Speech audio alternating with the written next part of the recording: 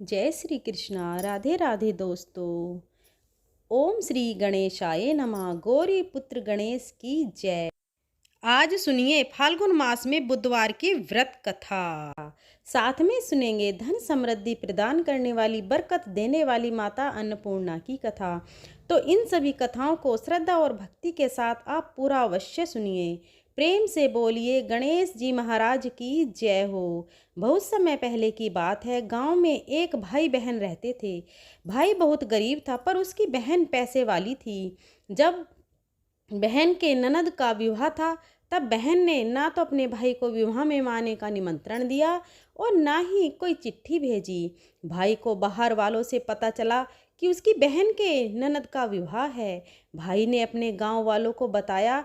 तब गांव वालों ने अपनी बहन से चुनरी बिछाई और साड़ी जैसा जिनसे बन पड़ा कन्या के लिए दिया। भाई सारा सामान लेकर बहन के गांव पहुंचा।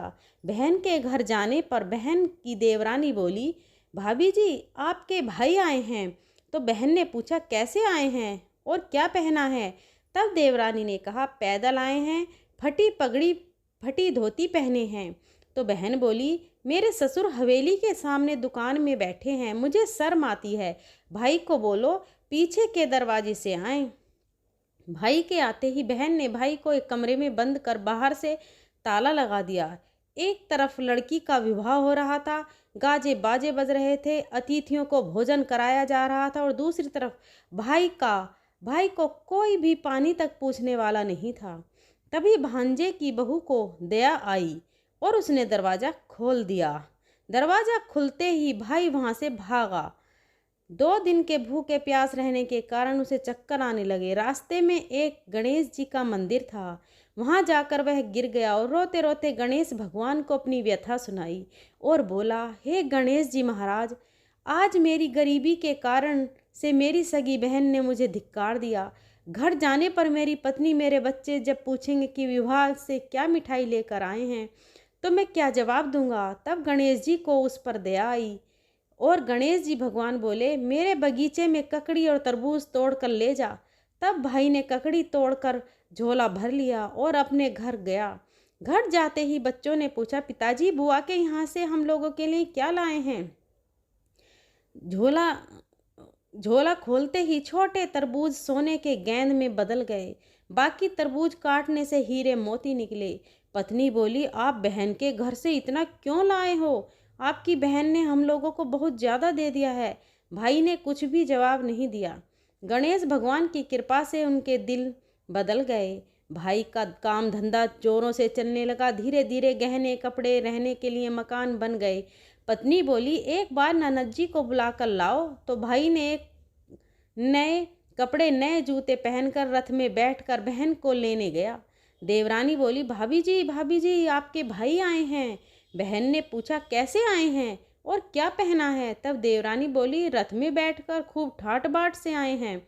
बहन बोली, मेरे भाई को बोलो कि हवेली के सामने से आए, मेरे ससुर देवर जेठ देखेंगे। भाई का बहन ने खूब स्वागत सत्कार किया। भाई बोला, बहन मैं तुम्हें लेने आया हूँ। तब बहन ने कहा, मुझे भी बहुत दिन हो गए हैं, चलो मैं चलती हूँ। भाई बहन को लेकर अपने घर आया। भाई और उसकी पत्नी ने बहन का खूब आदर सत्कार किया। जो चीज़ें मांगी सब बनवा कर दिया। बहन बोली, भाई मुझे एक जूते चाहिए। तब भाई ने मोची को बुलाया और कहा, बहन के लिए मैं ऐसी जूती बनाओ जो मुंह से बोलें। भाई ने बहन को बहुत सारा धन देकर विदा कर किया पर अभी तक वह जूती नहीं आई थी। बहन रवाना होने लगी तभी मोची जूतियां लेकर आया। बहन की जूती पहनते ही जूतियां बोली, निर्धन भाई की पैसे वाली बहन, गणेश जी का बगीचा नहीं होता तो आज क्या करती? बहन तब भाई के पत्नी से पूछने लगी, यह कहाँ से आवाज़ आ रही है? तभी भाई ने कहा, सुबह का समय है, कोई जीव जंतु बोल रहे होंगे। भाई ने घोड़े गाड़ी को जल्दी जाने को कहा। बहन के जाते ही पत्नी जिद करके बैठ गई कि जूतियां क्या बोल रही थीं। तब पति ने अपनी पूरी बात सुनाई कि कैसे बहन ने मुझे 2 दिन भूखा रखा, कमरे में बंद कर दिया। भांजे की बहू ने दरवाज़ा खोला तब मैं बाहर आया और गणेश जी के शरण में जा पहुंचा। गणेश जी की कृपा से हमारे दिन बदले हैं उसने अपनी पत्नी को सारी बातें बताईं। तब पत्नी बोली, अगर मुझे मालूम होता तो मैं अपनी बहन आपकी बहन को कुछ नहीं देती। मेरा दिया हुआ सब कुछ वापस लेकर आओ। तब पति बोला, गणेश भगवान ने हमें सब दिया है। अगर वह मुझे भूखा प्यासा कमरे में बंद नहीं करती तो मैं गणेश भगवान के मंदिर में क्यों जाता? क्या मैं गणेश जी को अपना दुखड़ा सुनाता? तुम अपना मन मैल मत करो, और अपने पर तो गणेश जी की कृपा है, और किस चीज़ की कमी है? फिर दोनों गणेश जी के आगे झुककर प्रणाम करते हैं और जयकारा लगाते हैं। गणेश जी महाराज, जैसी कृपा अपने गरीब भाई पर की, वैसे ही अपने सभी भक्तों पर अपनी कृपा बनाए रखना। तो प्रेम से बोलिए गणेश जी महाराज की जय। आइए अब सुनते हैं गणेश जी महाराज की अगली पौराणिक कथा। एक बार देवी तुलसी विवाह हेतु वह वर ढूंढने के लिए तीर्थ यात्रा पर निकली थीं, और ढूंढते ढूंढते वह गंगा किनारे पहुंच गईं। उस समय गणेश भगवान गंगा किनारे तप कर रहे थे।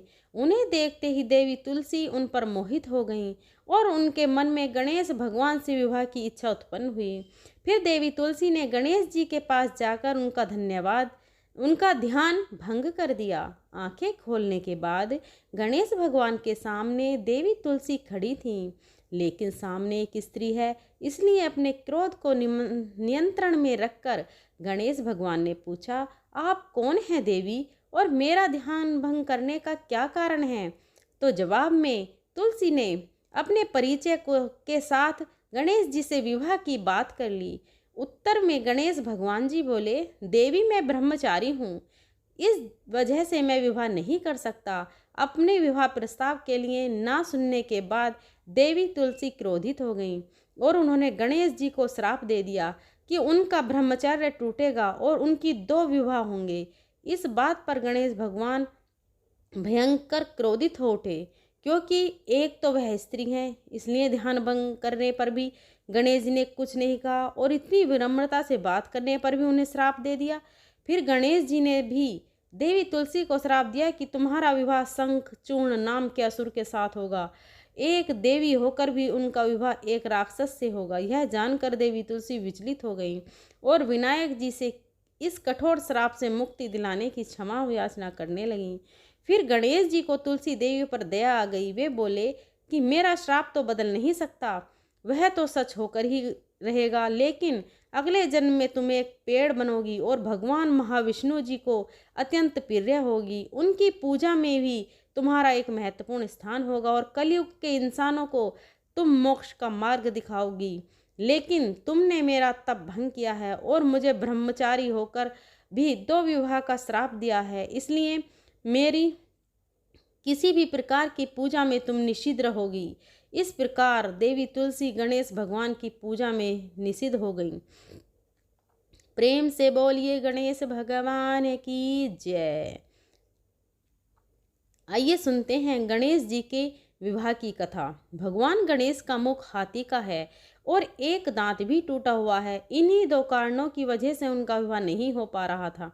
इस बात से गणेश जी महाराज अक्सर नाराज रहा करते थे। एक दिन एक देवता ने आग्रह पर विनायक जी उसके विवाह में अपनी उपस्थिति दर्शाने गए। विवाह स्थल पर पहुंचने के बाद कुछ देवताओं ने मिलकर गणेश भगवान का समय पर विवाह न होने के कारण उपहास किया, जिससे गणेश जी बहुत अधिक नाराज हो गए। उसी दिन उन्होंने ठान लिया कि जब तक मेरा विवाह नहीं होता तब तक मैं किसी भी देवता का विवाह नहीं होने दूंगा। गणेश भगवान ने पास विवाह और अन्य संदेश लाने का काम उनके प्रिय वाहन मूषक राज करते थे। अब मूषक राज जब भी किसी देवता के विवाह का समाचार लाते तब गणेश जी उसे आदेश देते और मूषक राज अपनी सेना के साथ जाकर उस विवाह के मंडप को गिराकर तहस नहस कर देते और बारातियों को भी भगा देते। इस तरह गणेश जी और मूषक जी की मिली भगत की वजह से किसी भी देवता का विवाह नहीं हो पा रहा था। गणपति जी के व्यवहार से तंग आकर सभी देवी देवता भगवान शिव और माता पार्वती के पास पहुंच गए और इस विराट समस्या का समाधान मांगने लगे। भगवान शिव और माता पार्वती ने कहा कि इसका हल तो आपको केवल ब्रह्मा देव के पास ही मिल सकता है। कृपया करके आप ब्रह्मा लोक को जाएं। तब माता पार्वती और महादेव जी को प्रणाम करके सभी देवी देवता ब्रह्मा जी के पास प्रकट हुए। देवताओं की समस्या को ठीक से सुनने के बाद ब्रह्मा जी ने अपनी योग शक्ति से 2 कन्याओं का निर्माण किया। कन्याओं का नाम था रिद्धि और सिद्धि। वह दोनों ब्रह्मा जी की मानस पुत्रियां थीं। उन्हें लेकर ब्रह्मा जी गणेश महाराज के पास गए और उनसे अपनी पुत्रियों को ज्ञान एवं शिक्षा प्रदान करने का निवेदन करने लगे। ब्रह्मा जी का मान रखने के लिए एक दंत भगवान ने रिद्धि और सिद्धि को शिक्षा देना आरंभ किया। फिर उस दिन के बाद से जब भी मूषक राज किसी विवाह की खबर लेकर आते हैं, उस वक्त रिद्धि और सिद्धि गणेश जी को अपनी बातों में उलझा कर रखती थीं। इस तरह गणेश जी का ध्यान किसी और विषय पर रहता और दूसरी तरफ देवताओं का विवाह संपन्न हो जाता। एक दिन बुद्धि के देवता भगवान गणेश जी को यह बात समझ आ गई, लेकिन उनके क्रोध में आने से पहले ही ब्रह्मादेव अपनी दोनों पुत्रियों के साथ वहां प्रकट हो गए। रिद्धि और सिद्धि के सामने देखते ही गणेश जी का क्रोध बढ़ने लगा, किंतु विनायक जी के मुख से कोई शब्द निकलने के पहले ही भगवान ब्रह्मदेव ने कहा, गणेश जी, आपने स्वयं ही मेरी पुत्रियों को शिक्षा दी है और अब मुझे इन दोनों के विवाह योग्य कोई वर नहीं मिल रहा। मेरी आपसे विनती है कि आप ही रिद्धि सिद्धि से विवाह करके मुझे धन्य कीजिए। परमपिता ब्रह्मदेव जी की शांत वाणी को सुनकर गणेश जी का क्रोध शांत हो गया और वे उस विवाह प्रस्ताव के लिए हंसी खुशी राजी हो गए। विवाह के बाद अपनी दोनों पत्नियों से उन्हें 2 पुत्र प्राप्त हुए, जिनका नाम रखा गया शुभ और लाभ। तो प्रेम से बोलिए भगवान गणेश की जय। आइए सब सुनते हैं गणेश जी की पूजा पाठ में सुनी जाने वाली पौराणिक कथा। एक गांव में एक सेठ और सेठानी रहते थे। वे बहुत ही धार्मिक प्रवृत्ति के थे और गणेश जी के अनन्य भक्त थे। वे दोनों बिना चूके हर बुधवार को गणेश जी का व्रत रखते थे और शाम को ब्राह्मणों को भोजन कराने के बाद अपना व्रत खोलते थे। सेठ जी का काफ़ी बड़ा परिवार था। वे सब आपस में बड़े प्यार और भाईचारे से रहते थे, लेकिन सेठानी और सेठ की कोई संतान नहीं थी। इस विषय पर परिवार और लोग आपस में बहुत बातें किया करते थे। सभी लोग सेठानी को बांझ बुलाते थे। यह सभी बातें सुनकर सेठ और सेठानी बहुत दुखी होते थे। एक बुधवार के दिन सेठ और सेठानी भगवान गणेश जी की पूजा संपन्न करके मंदिर से बाहर आ रहे थे। तभी उन्हें सीढ़ियों पर एक छोटा सा बच्चा अकेले बैठा हुआ दिखाई दिया। बालक को देखते ही दोनों उसके पास गए और पूछा कि तुम्हारे माता पिता कहाँ हैं। लेकिन बच्चे ने अभी तक ठीक से बोलना नहीं सीखा था, इसलिए वह बोल नहीं पाया। दोनों सेठ सेठानी बच्चे के पास शाम तक बैठे रहे। तब तक पंडित जी और सेठ जी और उनके नौकरों ने आसपास जाकर बच्चे के माता पिता को खोजने की कोशिश की, लेकिन उन्हें बच्चे के माता पिता या बच्चे खोने की कोई खबर ही नहीं मिली।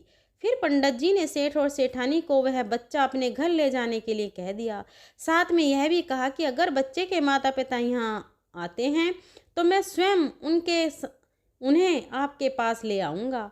तब सेठ और सेठानी की खुशी का ठिकाना नहीं रहा। वे दोनों खुशी खुशी उस नन्हे बालक को अपने साथ लेकर गए। सेठानी ने बच्चे का नाम अपने आराध्य भगवान श्री गणेश जी के नाम पर गणेश रख दिया और बड़े ही प्यार और दुलार से उनका पालन और पोषण करने लगी। कुछ दिनों के बाद उसी गांव में एक ठग पति पत्नी आए। उनका इरादा गांव के सबसे अमीर आदमी को ठगने का था। वे दोनों ठग गणेश मंदिर की सीढ़ियों पर बैठकर सोच विचार कर रहे थे। तभी वहां पर पंडित जी आ गए और गांव में अनजान लोगों के दिखते ही उनसे पूछा कि क्या आपका बच्चा खो गया है। दोनों चोरी चकारी के लिए बहाना ढूंढ रहे थे, इसलिए उन दोनों ने तुरंत हाँ कर दिया। तब पंडित जी ने कहा कि चिंता की कोई बात नहीं, आपका बच्चा एक सेठ जी के घर पर पल रहा है। पंडित जी उन दोनों ठगों को सेठ जी के घर पर ले गए। गणेश के माता पिता आ गए हैं, यह खबर सुनकर सेठ और सेठानी बहुत दुखी हुए। सेठ जी ने उन दोनों पति और पत्नी को एक रात के लिए अपने अतिथि गृह में ठहराया। अब वह दोनों ठग सिर्फ मौके की फिराक में ही थे। उसी रात सभी लोग सो जाने के बाद वे ठग एक एक कर के सभी कमरों की तलाशी करने लगे। फिर वे दोनों तिजोरी वाले कमरे में पहुंच गए। छानबीन के वक्त होने वाली छोटी मोटी आवाज़ों से सेठ जी का एक नौकर जाग गया और आवाज़ की दिशा में तिजोरी वाले कमरे के नज़दीक आ गया। उसने चुपके से अंदर झांक कर देखा तो दोनों ही मेहमान कीमती सामान चुरा रहे थे। नौकर ने यह देखते ही धीरे से उस कमरे को बाहर से कुंडी लगा दी और चोर चोर बोलकर पूरे गांव में हल्ला मचा दिया। शोरगुल की आवाज से ही घर के सभी लोग इकट्ठा हो गए। सेठ सेठ जी उन दोनों चोर पति पत्नी को कमरे में से बाहर निकाला और सुबह ही पंचायत में हाजिर कर दिया। सेठ जी ने सरपंच जी को पूरा मसला बताया और कहा कि यह दोनों तो चोर हैं, अब हम पुत्र गणेश को इन दोनों को नहीं देंगे। लेकिन वो दोनों ठग पति पत्नी ने अपनी जिद पर ही अड़ गए और बच्चे को ले जाने की जिद करने लगे। सरपंच ने इन गंभीर समस्या का एक तोड़ निकाला। उन्होंने सेठानी और दूसरी औरत को गणेश जी के सामने खड़ा कर दिया और कहा, जिसके भी आंचल से दूध की धार गणेश के मुंह में जाएगी वह बालक गणेश उसके पास ही रहेगा। फिर वे दोनों अपने अपने आंचल मुंह के सामने फैलाकर खड़ी हो गईं। सेठानी जी मन ही मन भगवान गणेश के नाम पर जप कर रही थीं। देखते ही देखते गणेश भगवान की कृपा से सेठानी के आंचल से दूध की एक धार गणेश जी के मुंह पर गिरी और इस तरह बालक गणेश सेठ और सेठानी के साथ हमेशा के लिए रहने लगा। बोलिए गणेश जी भगवान की जय। आइए अब सुनिए भगवान गणेश की ये दूसरी कथा। बहुत समय पहले की बात है। एक दिन गणेश जी धरती पर सैर कर रहे थे। सैर करते करते वे एक अनाज के खेत में पहुंच गए और भूख लगने के कारण उन्होंने उस खेत में से अनाज के दाने तोड़कर खा लिए। वह खेत सेठ धनीराम जी का था। कुछ समय बाद गणेश जी को अपने किए पर पछतावा होने लगा, क्योंकि उन्होंने सेठ जी को बिना पूछे ही उस खेत से अनाज चुरा लिया था। फिर गणेश जी ने सोचा कि अपने किए बुरे कर्म का प्रायश्चित तो करना ही पड़ेगा, इसलिए उन्होंने सेठ जी के यहाँ 12 साल के लिए नौकरी करने की ठान ली। उसके बाद अगले दिन सुबह विनायक जी एक 13-14 साल के एक लड़के के रूप में नौकरी मांगने के लिए धनीराम सेठ जी के घर पहुंच गए और उन्होंने सेठ जी को अपना नाम गणेश बताया। विनायक भगवान की बुद्धिमानी की परीक्षा लेने के बाद सेठ जी ने खुशी खुशी उसे नौकरी दे दी। अब गणेश भगवान का सामान्य मानव के रूप में सेठ जी के घर पर ही रहने लगे। एक दिन सेठ जी की पत्नी शाम के समय घर का काम खत्म करने के बाद राख से हाथ धोने जा रही थी। यह देखकर गणेश जी ने सेठानी जी से के हाथ पकड़कर जबरदस्ती मिट्टी के से हाथ धुलवा दिए। गणेश जी की इस हरकत से सेठानी जी बहुत गुस्सा हुई और उन्हें सेठ जी के कमरे में जाकर गणेश की शिकायत कर दी। सेठानी की बातें सुनकर के सेठ धनीराम ने गणेश को बुलाया और इस हरकत का कारण पूछा। तब गणेश जी बोले कि सेठानी शाम के समय राख से हाथ धो रही थी और ऐसा करने से घर की लक्ष्मी नाराज होती है, इसलिए मैंने उनके हाथ मिट्टी से धुलवा दिए। इससे घर माता लक्ष्मी की कृपा बनी रहेगी। यह सब सुनकर सेठ जी ने सोचा कि गणेश जी की तो बातें बहुत अच्छी हैं। इसके कुछ दिनों के बाद कुंभ मेले का शुभ अवसर आया। तब सेठ जी ने गणेश को बुलाया और कहा कि सेठानी जी को कुंभ मेले में स्नान करा लाओ। तब सेठानी और गणेश स्नान के लिए मेले में पहुंचे। वहां पहुंचने के बाद सेठानी जी नदी के किनारे बैठकर नहाने लगी। उन्हें ऐसा करते देखकर गणेश दौड़कर आए और सेठानी जी के दोनों हाथ पकड़कर उन्हें नदी के अंदर ले गए, उनसे पानी की डुबकी लगवाई और फिर किनारे पर ले आए। अब गणेश की इस हरकत से तो सेठानी को बहुत गुस्सा आया। सेठानी जी घर आते आते पूरे रास्ते गणेश को ताने मारने लगी, लेकिन गणेश भगवान सब कुछ शांति से सुन रहे थे। घर आते ही सेठानी ने सेठ जी के पास फिर से खड़े होकर शिकायत की। तब सेठ जी ने फिर से गणेश को बुलाया और पूछा कि तुमने ऐसा क्यों किया। गणेश जी बोले, सेठ जी, सेठानी जी नदी के किनारे बैठकर गंदे पानी से नहा रही थी, तो मैंने उन्हें नदी में ले जाकर साफ पानी में डुबकी लगवाई। ऐसा करने से उन्हें अगले जन्म में बहुत बड़ा राजपाट और वैभव मिलेगा। सेठ जी ने सोचा कि गणेश के विचार तो बहुत अच्छे हैं, मेरे परिवार का भला सोचता है। कुछ दिनों के बाद सेठ जी के घर पर पूजा थी। पंडित जी आने के बाद में सेठ जी ने गणेश से कहा, जाओ और सेठानी को बुला कर लाओ। सेठ जी की आज्ञा के अनुसार गणेश जी सेठानी को बुलाने गए।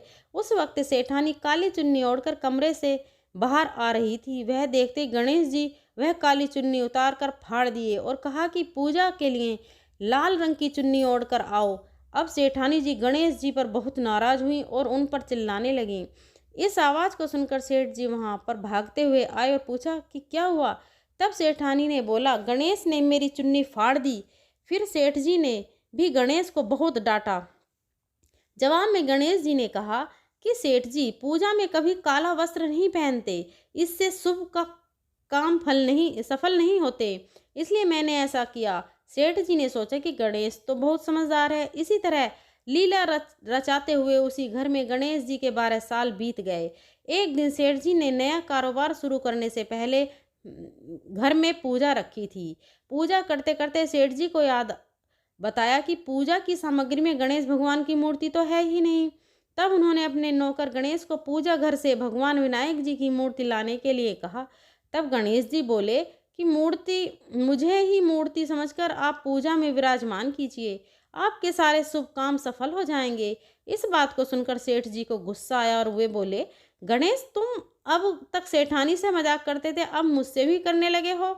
तब उत्तर में गणेश जी ने मुस्कुराते हुए सेठ जी से कहा कि मैं मजाक नहीं कर रहा हूँ, मैं सत्य कह रहा हूँ। इतना कहने के बाद नौकर गणेश ने अपना असली भगवान स्वरूप धारण कर लिया। साक्षात भगवान श्री गणेश को सामने देखते ही सेठ और सेठानी उनके चरणों में लीन हो गए और उन्होंने अपनी पूजा संपन्न की। इसके बाद गणेश जी देखते ही देखते अंतर्ध्यान हो गए। बाद में सेठ और सेठानी को बहुत पछतावा होने लगा कि स्वयं भगवान हमारे घर नौकरी कर रहे थे और हमने उनके साथ कितना बुरा व्यवहार किया, उनसे बहुत सारा काम कराया। यह सोच सोच कर दोनों दुखी रहने लगे। फिर उसी रात सेठ और सेठानी के सपने में भगवान गणेश प्रकट हुए और उन्हें समझाया कि मैंने 12 साल पहले तुम्हारे खेत से अनाज के दाने बिना पूछे तोड़ लिए थे और उसी कर्म का दोष दूर करने के लिए मैं 12 साल से तुम्हारे घर नौकरी किया। धनीराम सेठ जी के जीवन की काया पलट हो गई। गणेश जी जैसी माया आपने धनीराम सेठ जी पर की, वैसी ही माया इन कहानी के पढ़ने, सुनने और कहने वालों पर हो। हर एक व्यक्ति पर करना। कथा अधूरी हो तो इसे पूरी करना और हमसे कोई गलती हुई तो उसे क्षमा करना। प्रेम से बोलिए भगवान गणपति महाराज की जय। अब सुनते हैं धन समृद्धि दान करने वाली, प्रदान करने वाली, घर में बरकत लाने वाली माता अन्नपूर्णा की बड़ी ही दुर्लभ कथा। इस कथा को श्रद्धा और भक्ति के साथ पूरा अवश्य सुनिए। प्राचीन काल की बात है। पुरुषोत्तमपुर नामक गांव में एक बहुत धर्मात्मा सेठ जी रहा करते थे। उनके 5 पुत्र और एक सबसे छोटी पुत्री थी। उनका नाम गौरी था। सेठ जी का भरा पूरा परिवार था। सेठ जी ने अपने सभी 5 पुत्रों का विवाह कर दिया था और जब छोटी बेटी गौरी विवाह के योग्य हुई तो उन्होंने उसका विवाह एक दूसरे नगर के अपने ही समान धनी परिवार में कर दिया। अब सेठ जी की पुत्री गौरी दुल्हन बनकर जिस घर में गई, वहां उसका पति अपने माता पिता का इकलौता पुत्र था। अब गौरी बड़ी ही प्रसन्नता पूर्वक अपने ससुराल में रहने लगी। गौरी बड़ी ही सदाचारी, गुणवान तथा रूपवती थी। एक दिन की बात है, जब 1.25 महीना हो गया तब सास ने गौरी को रसोई संभालने के लिए दे दिया। रसोई की सारी बातें समझा दी। गौरी अपनी सासू माँ के पांव छूकर रसोई में प्रवेश करती है। तब सास ने कहा, बहू, रोज सुबह जल्दी उठकर पूजा पाठ करके रसोई में प्रवेश करना, फिर खाना बनाना। रोटी बनाते समय पहली रोटी गाय को और अंतिम रोटी कुत्ते की बनाना मत भूलना। इस प्रकार सास ने गौरी को सब कुछ समझा दिया। गौरी 4 लोगों के लिए खाना बनाती है और खाना बनाकर अपने पूरे परिवार को खिलाती है। जब अंत में खुद खाने के लिए बैठती है तब देखती है कि उसके लिए रोटी तो बची ही नहीं। वह चावल, दाल और सब्जी खाकर पानी पी लेती है। अब जब शाम होती है तब गौरी ने सुबह से ज़्यादा आटा लगाया और रोटी सब्जी बनाकर रख दी। जब रात्रि में सब लोग खा लेते हैं तो फिर से जब गौरी खाने के लिए रोटी का डिब्बा खोलती है तो उसमें एक भी रोटी नहीं थी। यह देखकर उसे बड़ा ही आश्चर्य होता है कि उसने तो सुबह से भी ज़्यादा आटा लगाया था, लेकिन रोटियां बची ही नहीं। अब वह सिर्फ सब्जी खा कर पानी पीकर सो जाती है। अगले दिन फिर उसने कल से 2 गुना ज़्यादा आटा लगाया और रोटियां बनाई, लेकिन फिर से उसे रोटी नहीं मिली। सभी रोटियां खत्म हो गई थीं। अब उस दिन भी आधे पेट खाना खाकर ही उसे रहना पड़ा। इसी प्रकार गौरी चाहे जितना भी आटा लगाती, रोटियां उसे नहीं मिलती। यह हर रोज का काम हो गया था। वह सोचने लगी, आखिर कौन नहीं चाहता कि मैं रोटियां नहीं खाऊं, मैं पेट ना भरूं। गौरी इस आस में आटा ज़्यादा गूंथती कि किसी न किसी दिन तो रोटियां उसे मिलेंगी, किंतु ऐसा नहीं होता। ऐसा करते करते वह बहुत कमज़ोर, दुबली पतली हो गई। तो दोस्तों, ऐसे ही एक दिन की बात है, जब गौरी रसोई में सब्जियां काट रही थी तो गलती से चाकू से उसका हाथ कट जाता है और वह रोटियां नहीं बना पाती। तो उसकी सासू माँ ने कहा, बहू रहने दे, आज मैं रोटियां बना देती हूँ। तो गौरी ने कहा, नहीं सासू माँ, आप आटा लगा दीजिए, मैं रोटियां बना दूंगी। तो दोस्तों, उस दिन सासू माँ ने आटा लगाया और फिर बहू को दिया। बहू रोटियां बनाकर रख देती है। घर के सभी सदस्य रात के समय जब खाना खाने लगते हैं, सब लोग जब खाना खा लेते हैं, तब बारी आती है गौरी की। तो वह बहुत दुखी मन से खाना खाने बैठती है। वह सोचती है, आज तो सासू माँ ने आटा गूथा है, वह भी बहुत कम। आज तो मेरे लिए रोटियां बची ही नहीं होंगी। यह सोचकर बहू मन ही मन बहुत दुखी होती है, किंतु जब वह रोटी के डिब्बे को खोलती है तो उसने देखा कि उसमें 4-5 रोटियां पड़ी हैं। यह देखकर बहू बहुत खुश होती है। अब क्या था, ऐसे ही 7 दिनों तक बहू की सासू माँ आटा गूंथने लगी और बहू रोटियां बनाती थी। बहू को रोज रोटियां मिलने लगी। इन 7 दिन में भर पेट खाना खाया। जब 8वां दिन आया तो बहू का हाथ भी ठीक हो गया था। तब सासू माँ ने कहा कि गौरी बेटा, क्या मैं आज आटा गूंथ दूं या फिर तुम आटा गूंथ लोगी? तब गौरी ने कहा, नहीं माँ, मेरा हाथ अब ठीक हो गया है, मैं आटा गूंथ दूंगी। उस दिन गौरी ने आटा गूंथा और रोटियां बनाई। सबको प्रेम पूर्वक खाना खिलाया। जब उसके खाने की बारी आई तब उसने देखा कि रोटी के डिब्बे में रोटी है ही नहीं, पूरी रोटी खत्म हो गई। यह देखकर वह गौरी बहुत ही आश्चर्य में पड़ जाती है। वह सोचती है, जब तक सासू माँ ने आटा लगाया तब तक तो मुझे रोटियां मिलती थी, लेकिन जब से मैं आटा गूंदने लगी हूँ तो मुझे रोटियां ही नहीं मिलती, जबकि सासू माँ मुझसे भी कम आटा गूंथती थी। इसके बाद भी पूरा परिवार उसमें खा लिया करता था, ऐसी क्या बात है? यह सारी बातें सोचकर गौरी बहुत ही परेशान हो जाती है और दिन भर दुखी रहती है।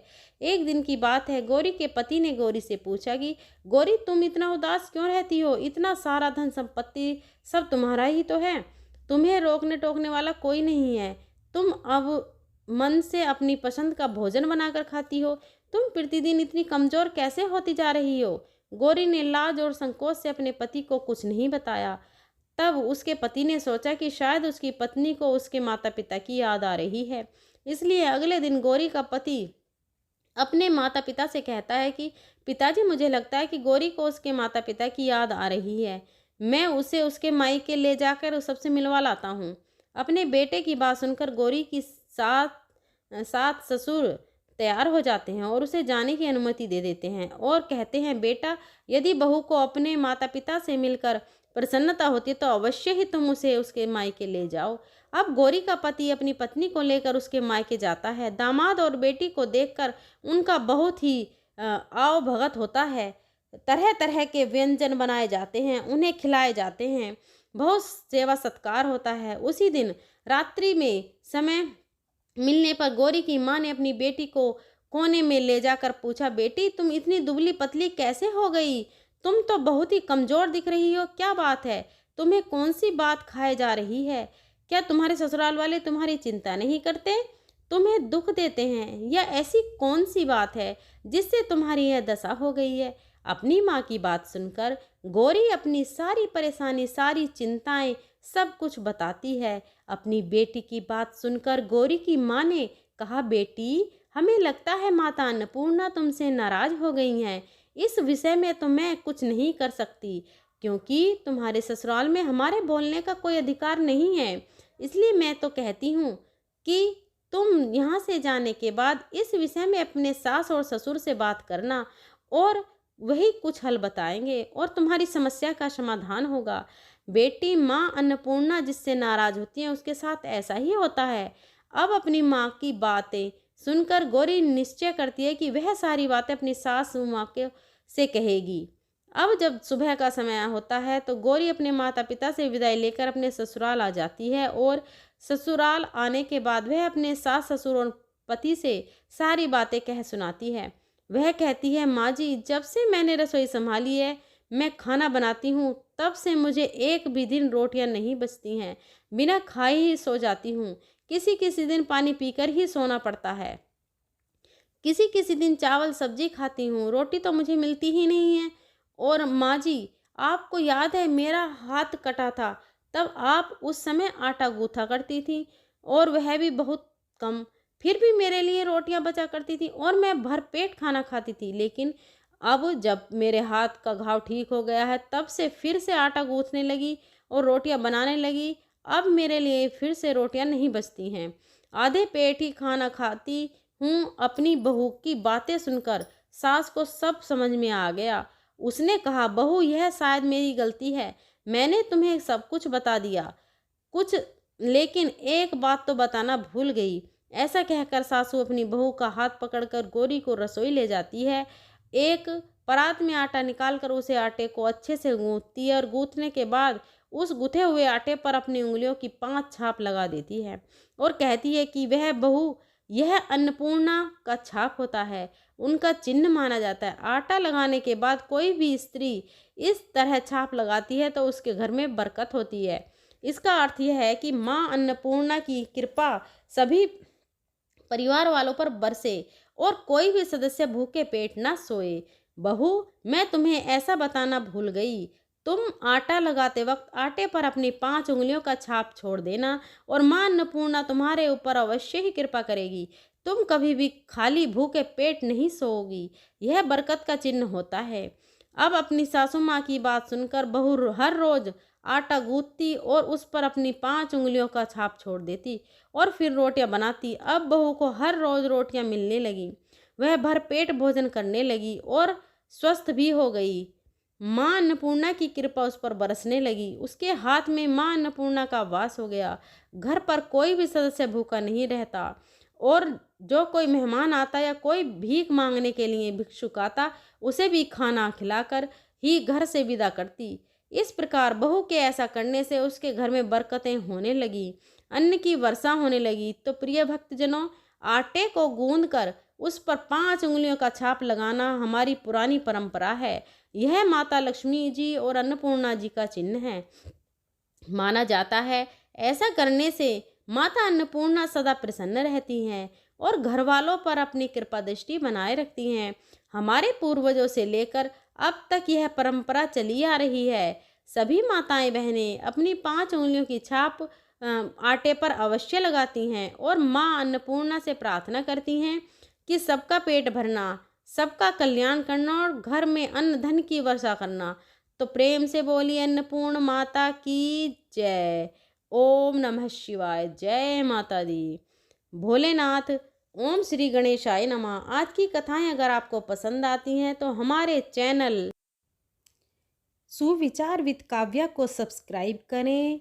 वीडियो पसंद आई हो तो लाइक करें, अपनी फ्रेंड और फैमिली में शेयर करें और बेल आइकन को ज़रूर दबाएं ताकि आने वाली सभी वीडियो की नोटिफिकेशन आपको मिल सके। मेरे बोलने में कोई त्रुटि हुई हो तो मैं क्षमा चाहती हूँ। मिलते हैं अगली वीडियो में, तब तक के लिए धन्यवाद।